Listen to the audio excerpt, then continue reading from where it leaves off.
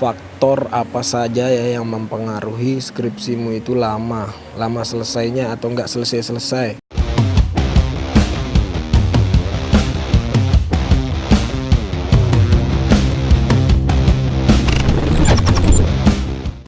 Oke, assalamualaikum warahmatullahi wabarakatuh. Materi hari ini saya mau bahas tentang faktor apa saja ya yang mempengaruhi skripsimu itu lama selesainya atau enggak selesai ya. Sebenarnya ada dua faktor gitu ya. Yang pertama dari mahasiswanya sendiri, dari kamu sendiri ya, dan juga dari dosen pembimbingmu.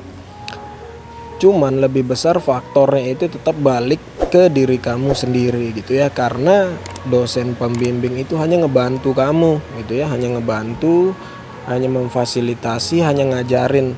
Tetap balik hasilnya itu tetap balik ke diri kamu sendiri gitu ya. Nah, ada beberapa faktor yang mempengaruhi skripsimu itu lama selesai, dan saya akan coba ngasih tahu bagaimana caranya, solusinya untuk menghadapi hambatan-hambatan itu. Oke, yang pertama, coba kita analisis dulu dari dosen pembimbingnya dulu ya. Jadi biasanya nih skripsi lama itu karena dosennya yang sibuk, sulit ditemui. Itu ya, banyak tuh biasanya kalau dosen-dosennya yang doktor atau profesor tuh biasanya kan sibuk tuh. Sibuknya itu biasanya mereka tuh keluar kota meneliti, ada tugas kerja di luar kota gitu ya. Jadi ya mau nggak mau sebenarnya, mau bagaimana gitu kan, mahasiswa juga ya mau bagaimana, dosennya juga mau bagaimana karena ada tugas gitu kan. Nah, itu yang mempengaruhi, jadi skripsimu itu nggak selesai. Oke, saya coba ngasih solusi, ngasih tahu bagaimana caranya menghadapi atau bagaimana caranya menyiasati kalau kamu dapat dosen itu yang sibuk. Oke. Yang pertama, sebenarnya kamu bisa mengajukan mengganti dosen pembimbingmu di prodimu, di program studimu, di kaprodi ya, atau di fakultas. Itu bisa sebenarnya. Biasanya kan kalau waktu skripsi itu kan biasanya 6 bulan tuh ya. Kalau dari semester baru sampai waktu untuk mengejar yudisium dan wisuda tuh biasanya 4 sampai 6 bulan. Nah, mungkin di awal-awal itu kan kamu dan dosen pembimbingmu nih lancar ketemu, tapi akhir-akhirnya mungkin makin kesini mungkin beliau makin sibuk gitu ya. Nah, solusinya, menyiasatinya sebenarnya itu kamu bisa kok mengajukan untuk mengganti dosen pembimbingmu ke prodi. Bilang aja karena memang dosen yang bersangkutan itu sibuk di luar kota, akhirnya kita mandek kayak gitu. Nah, prodi pasti mengabulkan permintaanmu itu, pasti mengerti karena memang kita kan mau kuliah, mau lulus cepat gitu ya, mau lulus cepat. Karena kalau kita nggak lulus semester ini, kalau kita nggak dapat yudisium semester ini kan kita bakal lanjutin semester depan tuh. Semester depan kan pasti biaya lagi kan gitu. Nah, jadi kamu minta pengajuan untuk mengganti dosen pembimbingmu yang sibuk banget di luar atau sibuk tugas kerja di luar kota. Oke? Itu untuk dosen yang sibuk banget. Lalu untuk dosen killer, biasanya ada dosen, biasanya sih yang killer nih yang agak tua ya. Sorry ya, biasanya yang killer nih agak tua. Kalau yang zaman tahun 2020-2021 itu biasanya dosen-dosen yang umur-umuran saya ibaratnya gitu ya. Ada yang killer, tapi yang killer tuh umumnya, sorry lagi nih, biasanya yang wanita, ibu-ibu biasanya, sorry ya. Kalau yang cowok-cowok sih ada, cuman beberapa, tapi yang saya temui ini berdasarkan fakta dan cerita aja, biasanya yang killer yang agak-agak sulit itu, killer tuh artinya sulit ya, itu biasanya yang wanita, ibu-ibu dosen gitu ya, berdasarkan pengalaman aja. Nah, kalau dosen-dosen killer umumnya itu kan biasanya tuh yang agak-agak, kita bilang yang agak-agak senior gitu ya. Nah, killernya itu biasanya memang emosian, bisa karena emosian gitu kan. Bisa juga karena dosen itu dibilang killer itu karena terlalu teliti, dicampur emosi juga, terbaliknya emosi juga ya. baliknya tetap emosi. Nah, cara menghadapi dosen killer itu, karena saya juga pengalaman dulu S1-nya kebetulan dapat dosen killer yang ibu-ibu. Dosen killernya ibu-ibu, sulit ditemui. Kalau zaman sekarang mah enak gitu ya, kamu bisa telepon, bisa WA. Dulu zaman saya belum HP itu belum terlalu banyak dipakai HP. Jadi, nah kebetulan dosen saya juga nggak punya telepon rumah. Jadi kita ketemunya ya by moment aja langsung. Kalau saya ke kampus ketemu ya syukur, kalau nggak ketemu ya silakan coba lagi gitu kan motonya. Nah, waktu itu saya ketemu dosen killer, dosen pembimbing saya tuh killer. Wah, saya dimarah-marah terus. Salah, ini harusnya begini, marah-marah, nah gitu ya, marah-marah. Nah, tapi berdasarkan pengalaman itu ya, berdasarkan pengalaman itu, saya kasih solusi nih. Cara saya dulu menghadapi dosen killer. Dosen killer itu maunya dipuji, ya. Kalau saya dengar nih, saya ngutip katanya Sherlock Holmes gitu ya. Makin jenius orang tuh makin senang dipuji, gitu. Jadi dosen killer itu pengennya dipuji. Kamu puji, bajunya bagus, antingnya bagus, kacamatanya bagus, atau kamu cari tulisannya, pura-pura basa-basi. Saya sudah baca tulisannya ibu yang gini-gini tuh menarik. Ibaratnya gitu-gitulah, carilah bahan-bahan untuk muji dia. Itu ya. Lalu menghadapi dosen killer itu kamu harus tahan mental. Ya. Saya dulu setiap hari ketemu dosen, tiap hari dimarahin. Tapi tahan mental aja, dalam hati itu habis ini juga kalau udah ditanda tangan saya nggak bakal ketemu dia lagi kok. Mentok paling ketemu pas ujian. Itu udah terakhir. Itu kan. Nah, kamu harus tanamkan itu kalau dosen-dosen yang emosian, kamu untuk menghadapi dosen-dosen yang emosian. Tahan, tabah ya. Jadi sabar, tahan mental. Iyain aja dulu. Pokoknya apa yang dia kasih tahu iya. Walaupun dia marah, kamu jangan ikut marah. Kamu tahan dirimu, tahan mentalmu, iya gitu ya. Cari dia tiap hari, puji terus, cari bahan untuk memuji dia. Cari terus. Akhirnya nanti lama-lama dia pasti bakal akan luluh. Pasti akan luluh. Segala-galaknya manusia kalau kita bakal baik-baikin juga kan pasti bakal luluh juga kan, karena ada ya masa nggak punya hati nurani gitu kan. Nah, jadi untuk menghadapi dosen killer yang emosian itu tahan, tabah, cari dia tiap hari, cari bahan untuk memuji dia ya sampai benar-benar luluh. Toh juga kamu nggak selamanya kok, cuman berapa bulan kamu dimarahin gitu kan. Mentok kalau udah ditanda tangan paling ketemu pas seminar atau pas ujian, udah selesai. Itu udah selesai kok. Kamu udah bebas, lupain dia terserah, kamu mau lupain kamu apa ya terserah. Itu ya, itu untuk dosen yang killer. Lalu biasanya nih ada dosen yang banyak maunya. Dosen yang teliti, dosen yang perfeksionis gitu ya, perfeksionis. Jadi tulisanmu nih harus benar. Harus sesuai dengan kaidah-kaidah, pokoknya harus benar gitu ya, namanya skripsi gitu ya. Sebenarnya dosen yang gitu memang ada alasannya itu memang benar alasannya. Karena kan skripsi kalian nanti bakal dipublish, bakal ditaruh di perpustakaan, bakal dilihat oleh orang banyak, bakal dilihat oleh adik-adik tingkat. Jadi kamu harus mencontohkan yang benar gitu kan, ibaratnya. Masa kamu mau contohkan adikmu yang jelek gitu kan. Nah, dosen yang perfeksionis itu seperti itu. Jadi kamu harus benar. Memang sih kita sebagai mahasiswa itu kadang-kadang apa sih Pak ini, apa sih Ibu ini, padahal ini udah benar, padahal ini banyak banget sih maunya, kok ini salah-salah terus, ada aja salahnya gitu kan. Ya mahasiswa karena nggak mikirnya seperti dosen itu gitu kan. Nah, ya by the way apalah itu, untuk menghadapi dosen yang seperti itu, yang perfeksionis itu, kamu tinggal ikuti aja apa katanya gitu ya. Pokoknya dia maunya begini, ikuti aja. Disuruh perbaiki ini, ikuti aja. Disuruh rubah ini, ikuti aja gitu ya. Nah, pengalaman teman saya dulu, kebetulan dia dapat dosen yang perfeksionis gitu ya. Dia ngerjain tesis itu 1 tahun lebih kalau nggak salah, sampai dia dosennya tuh nggak mau tahu kalau kamu memang belum selesai ya kamu harus ikut semester depan dan bayar lagi SPP-nya gitu kan. Nah, pengalaman temen balik lagi nih, makin jenis orang makin senang dipuji gitu kan. selain kamu ikuti apa kata maunya dia, saat kamu ketemu kamu puji-puji dia.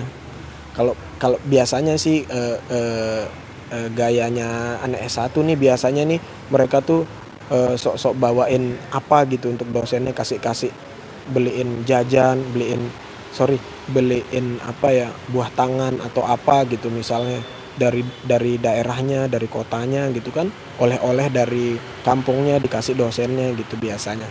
Nah, itu bisa kamu pakai untuk meluluhkan hati dosen yang perfeksionis.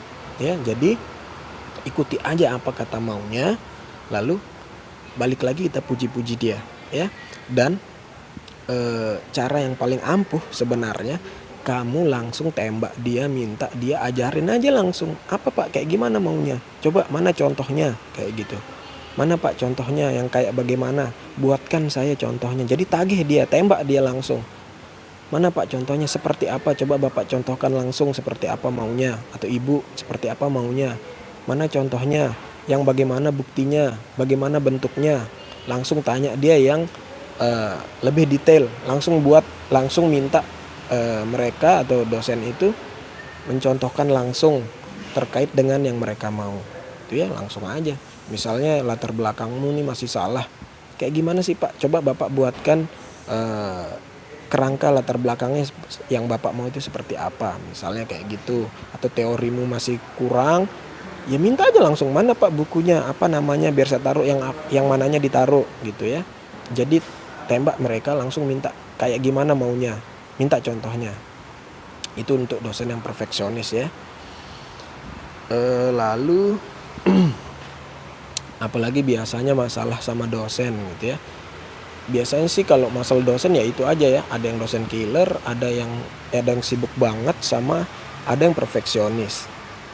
Ya syukur-syukur kalau kamu dapat dosen pembimbing itu yang santai, yang terima apa adanya gitu ya. Cuman kalau dosen yang terima apa adanya itu, kamu juga harus benar dong nulis skripsinya gitu kan. Kaedah-kaedah penulisannya, hukum penulisannya harus benar. Jangan mentang-mentang dosenmu itu gampang-gampang aja gitu ya, kamu buatnya asal-asalan aja. Jangan gitu juga, karena etika penelitian juga kamu harus pegang ya. Tanggung jawab moralmu kepada penulis-penulis selanjutnya, kepada adik-adik tingkatmu juga kamu harus pegang. Oke? Nah, lalu sekarang kita ke masalah dari mahasiswa sendiri. Masalah dari diri kamu sendiri ya. Nah, biasanya skripsi yang gak jadi itu biasanya nih, ini masalah yang paling umum banget. Biasanya mahasiswa itu kalah mental ya. Kalah mental, balik lagi ke masalah dosen tadi. Dia dapatnya dosen yang killer, dia dapatnya dosen yang perfeksionis. Dia udah kalah mental, akhirnya dia males. Mungkin awal-awalnya tuh dia menggebu-gebu gitu ya. Mungkin dia pas saat kuliah umumnya, mungkin dia anaknya lumayan cerdas, mungkin kamu lumayan cerdas di kelas gitu ya. Tapi saat menghadapi dosen yang killer atau yang perfeksionis, akhirnya mentalmu jatuh. Nah, itu banyak kasus seperti itu. Akhirnya pas kamu sudah buatnya begadang gitu kan, baca sini baca sana, comot jurnal sini comot sana, ibaratnya usahamu sudah maksimal, tapi disalahin sama dosenmu 1, 2, 3 kali disalahin, akhirnya mentalmu jatuh gitu ya. Umum banget, itu paling banyak masalahnya itu dari mental mahasiswa. Jadi saya ingatin, dosen itu hanya ngebantu ya. Jadi balik lagi ke diri kamu. Kalau kamu dapat dosen yang 3 yang saya sebutin tadi di awal itu, ya kamu perlakukan mereka seperti yang saya bilang tadi ya. Jangan sampai mentalmu terganggu. Kamu tahan aja. Skripsi cuma 6 bulan kok. Jangan sampai kamu tuh tersiksa sampai 1 tahun, 1,5 tahun, 2 tahun gitu ya. Pokoknya kamu siksa dah dirimu selama 6 bulan itu, sampai ujian itu udah kelar kok. Nggak bakal ketemu lagi gitu kan. Itu ya mental yang pertama. Kamu harus tahan. Pokoknya kalau ketemu dosen killer seperti tadi yang saya bilang, ketemu dosen perfeksionis juga seperti tadi yang saya bilang, kamu harus tahan mental. Nggak bakal sampai mati kok ya. Nggak bakal sampai seumur hidupmu kok. Kamu tahan 6 bulan, siksa dirimu 6 bulan, tahan mentalmu selama 6 bulan. Jangan sampai kamu tersiksa sampai 1 tahun sampai 2 tahun gitu ya. Kamu harus selesaiin selama 6 bulan itu ya skripsimu. Oke. Selain mental, masalah dari mahasiswa itu umumnya ya, dia nggak paham sama tema dari skripsinya. Nah, kenapa itu bisa terjadi? Dia nggak paham sama tema skripsinya itu biasanya faktornya adalah dia judulnya itu ya, judul skripsinya itu dia ngikutin teman atau dia minta saran dari teman ya. Karena seharusnya dalam menentukan judul skripsi atau tema skripsi ya, itu prinsip pertama seperti yang saya bilang di video saya ya. Prinsip pertama itu harus yang paling mudah kamu kerjakan. Itu ya. Jadi harus yang paling mudah kamu kerjakan. Jangan kamu dengerin kata temenmu. Memang sih temenmu itu ibaratnya mau ngebantu kamu gitu ya, tapi kamu filter juga. Jangan semuanya kamu ambil. Kamu filter mana yang paling gampang kamu kerjakan. Kalau kira-kira judulnya kamu sulit untuk kamu kerjakan, kamu nggak paham ya jangan diambil gitu ya. Pilih yang paling gampang. Nah, gimana kalau sudah terlanjur? Kamu sudah terlanjur milih judul, sudah terlanjur mengerjakan, ternyata itu temanya kamu tidak paham, ya. Nah, sebaiknya sebenarnya gini, jangan sampai mentalmu kalah ya. Sebaiknya kamu jujur ke dosenmu. Sebaiknya kamu jujur ke dosenmu karena dosen pasti bakal ngebantu kamu selama kamu komunikasinya baik atau bagus, ya. Kasih tahu aja, Pak, maaf Pak, sebenarnya nih saya kurang paham dengan tema ini misalnya. Ya kamu kasih alasan apa? Karena waktu dulu pengajuan judul itu sebenarnya bukan tema ini yang saya utamakan, tapi akhirnya tema ini yang dipilih misalnya seperti itu ya. Kamu kasih alasan. Nah, nanti kamu minta solusi atau minta saran, minta ilmu dari dosen itu bagaimana sih Pak dengan tema ini gitu Pak. Gitu ya. Minta jurnalnya apa, bukunya apa. Gitu ya. Nah, ini memang berat nih kalau kamu nggak paham sama temamu. Kamu harus kerja keras banget untuk kamu cari tahu tema itu seperti apa. Kamu belajar keras banget nih kalau masalah ini. Jadi kamu harus kejar materi itu ya. Pokoknya intinya kamu jujur deh. Jangan sampai kamu paksa dirimu, kamu disalah-salahin terus. Karena kamu nggak paham, kamu konsul salah, akhirnya nggak selesai. Kamu jujur sama dosen pembimbingmu. Bilang seperti tadi alasannya misalnya gitu, dan minta solusi dari dosen itu ya. Jadi gitu. Nah, masalah itu biasanya sih ya seperti itu, kamu nggak tahu temanya akhirnya kamu hilang gitu ya, nggak tahu, salah terus akhirnya hilang, disalah-salahin terus sama dosen kan mikirnya kalau kamu sudah milih judul itu berarti kamu bisa ngerjain itu gitu kan, tapi ternyata kamu nggak ngerti gitu kan, karena kamu dengerin teman tadi. Solusinya itu ya, tadi minta solusi dari dosen. Kamu jujur ceritain, minta solusi dari dosen. Oke, setelah mental, lalu tema, lalu biasanya masalah mahasiswa itu skripsinya lama atau nggak selesai itu biasanya terlalu sibuk organisasi, terlalu sibuk pacaran, terlalu sibuk kerja, terlalu sibuk di luar lah, intinya di luar akademismu itu ya. Nih, saya ingetin, kamu harus fokus selama 6 bulan itu menyelesaikan skripsimu ya. Jangan sampai, karena banyak juga nih kasus gitu ya, karena kamu terlalu sibuk di luar gitu ya, entah kamu kerja, entah organisasi, entah apa, pacaran, entah apa gitu ya. Akhirnya saat temanmu yudisium, kamu belum selesai. Kamu berkecil hati, kamu iri, pasti ada rasa iri dong. Waduh, angkatan saya udah yudisium, tinggal kamu yang belum yudisium misalnya. Tinggal kamu sendiri atau beberapa orang sama temenmu gitu ya.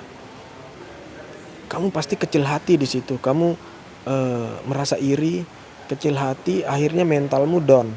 Itu. Mentalmu down, akhirnya kamu malas ngerjain. Sudah malas ngerjain ya udah, kuliahmu nggak selesai. Ya. Jadi saya ingetin, selama 6 bulan tuh kamu harus fokus dulu sama skripsimu. Jangan kamu fokus di luar. Bukan berarti kamu harus meninggalkan kerjaanmu, organisasimu, atau pacarmu ya. Tetap kamu harus perhatiin itu semua. Cuman fokusnya harus kamu alihkan lebih ke skripsimu gitu. Toh juga selama 6 bulan tok kok, nggak sampai 6 bulan lah, 4 bulan paling, ya 4 bulan tok. Setelah itu kamu bebas, mau pacaran, mau bagaimana itu terserah kamu ya. Mau organisasi sampai bagaimana kayak itu terserah. Jadi fokusmu kamu harus lebih kasih ke skripsimu. Hanya 4 bulan, jangan sampai nanti temenmu udah yudisium, temenmu udah wisuda, kamu kecil hati, mentalmu down, akhirnya kamu males ngerjain. Ya, kamu menghilang oleh dosenmu. Pas kamu nyari dosenmu lagi, kamu nyari dosen lagi, dosenmu udah males. Malah kamu dimarah-marah lagi sama dosenmu, itu bisa lagi mengganggu mentalmu. Ya, jadi ingat yang sibuk di luar, entah itu organisasi, kerja, pacaran atau apa di luar, alihkan fokusmu lebih kepada skripsimu selama 6 bulan itu. Ya, jangan sampai kamu nanti kecil hati, mentalmu down. Oke? Nah, masalah yang lain lagi ini umum banget nih. Ini yang sulit banget dirubah nih. Masalah umum ya, penyebab skripsimu itu lama selesai yaitu adalah karena kamu memang malas. Nah, malas ini memang karakter, sifat ya, memang bawaan. Ini malas ini bisa dirubah tapi sulit. Harus punya kemauan dan tekad yang tinggi untuk merubah malas itu ya. Jadi kalau malas ini solusinya itu ada pada diri kamu sendiri. Kamu mau selesai nggak kuliahnya? Kamu mau selesai nggak skripsinya? Emangnya kamu nggak malu tuh ntar temenmu udah yudisium, temenmu udah wisuda, kamu masih aja di kampus, gitu kan? Emangnya kamu nggak malu sama pacarmu? Kok kuliahmu nggak selesai? Kamu nggak malu sama keluargamu? Kuliahmu nggak selesai? Apa kata temenmu udah wisuda, kamu masih gitu-gitu aja, ya kan? Jadi memang kalau faktornya malas ini memang itu solusinya ada di diri kamu sendiri. Butuh tekad dan kemauan yang tinggi untuk menyelesaikan skripsi itu. Kembali saya ingatkan ya, kamu siksalah dirimu hanya 4 bulan, 4-6 bulan toh, nggak bakal sampai seumur hidup, nggak lama. Toh juga kalau kamu males, itu bakal bikin kamu tersiksa selamanya. Tersiksa lebih lama gitu ya kalau kamu malas. Kamu nggak selesai skripsimu, tersiksa 2 tahun 3 tahun nggak selesai, beban moral, beban mental, kuliah nggak selesai ya. Saya ingatin, siksa dirimu selama 4-6 bulan nggak apa-apa. Mau dimarahin dosen, entah kamu dapet dosen killer, entah kamu dapet dosen perfeksionis ya, dimarahin, disalahin, ikuti aja terus ya, lawan terus pokoknya ya. Semoga tips-tips tadi membantu buat kamu nih yang teman-temannya sudah pada yudisium tapi kamu belum yudisium ya. Ikuti saran saya tadi, entah kamu dapat dosen yang sibuk atau dosen yang killer atau dosen yang perfeksionis atau masalah di diri kamu sendiri seperti yang saya bahas tadi ya. Ikuti saran saya tadi, jangan sampai mentalmu terganggu. Lebih parahnya lagi, jangan sampai skripsimu tidak selesai ya. 4-6 bulan tok bos, semangat ya, semangat. Sampai sini dulu kita bahas materi selanjutnya di lain tempat, di lain waktu lagi. Semoga bisa membantu. Assalamualaikum.